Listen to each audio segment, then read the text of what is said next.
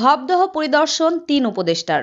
নদী খনন করবে সেনাবাহিনী। জলাবদ্ধতা সমস্যার স্থায়ী সমাধানে যশোরের দুঃখ ভবদহ এলাকা পরিদর্শন করেছেন দুর্যোগ ব্যবস্থাপনা ও ত্রাণ মন্ত্রণালয়ের উপদেষ্টা ফারুকী আজম। পরিবেশ, বন ও জলবায়ু পরিবর্তন মন্ত্রণালয় এবং পানি সম্পদ মন্ত্রণালয়ের উপদেষ্টা সৈয়দা রিজওয়ানা হাসান, স্বরাষ্ট্র মন্ত্রণালয় এবং কৃষি মন্ত্রণালয়ের উপদেষ্টা অবসরপ্রাপ্ত লেফটেন্যান্ট জেনারেল জাহাঙ্গীর আলম চৌধুরী মঙ্গলবার বেলা 11:15টার দিকে ভবদহ স্লুইস গেট 21 ভেন্ট এলাকা পরিদর্শন করেন ৩ উপদেষ্টা। ৩ উপদেষ্টার সঙ্গে সংশ্লিষ্ট মন্ত্রণালয়ের সচিব ছাড়াও সেনাবাহিনীর যশোর এরিয়া কমান্ডার ও GOC major general JM Imdadul Islam উপস্থিত ছিলেন। পরিদর্শন শেষে ভবদহ কলেজ মাঠে ব্রিফিং এর সময় পানি সম্পদ উপদেষ্টা সৈয়দা রিজওয়ানা হাসান বলেন, গতবারের মতো এবার বর্ষায় যাতে জলাবদ্ধতা না হয় সেজন্য সেনাবাহিনীর তত্ত্বাবধানে ভবদহ এলাকার নদী খনন কাজ শুরু হবে। জলাবদ্ধতা নিরসনে যেসব সেচ পাম্প কাজ করছে সেগুলোর বিদ্যুৎ বিল ইতিমধ্যে 46% কমিয়েছে পল্লী বিদ্যুৎ। এই এলাকার জন্য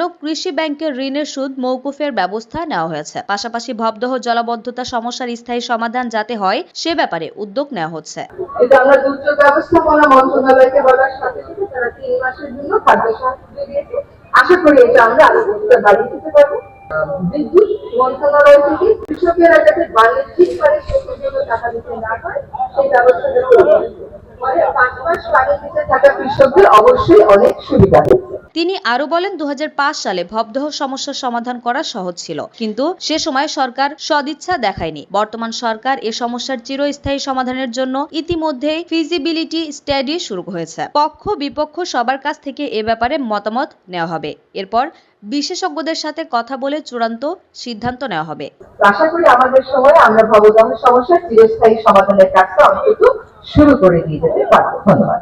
এর আগে এদিন সকাল 10টার দিকে যশোরের অভয়নগরের নওয়াপাড়া সরকারি কলেজ মাঠে হেলিকপ্টারে নামেন 3 উপদেষ্টা। পরে ধানক্ষেত পরিদর্শন করেন 3 উপদেষ্টা। এর আগে থেকে ভবদহ পাড়ের মানুষেরা বিভিন্ন ভবদহ স্থায়ী সমাধানে বিভিন্ন দাবি সম্মিলিত প্লাকার্ড নিয়ে অবস্থান নেন। এ সময় তারা দ্রুত TRM চালু সহ স্থানীয় নদীগুলো খনন করার দাবি জানান। ডেস্ক রিপোর্ট, দৈনিক রানার।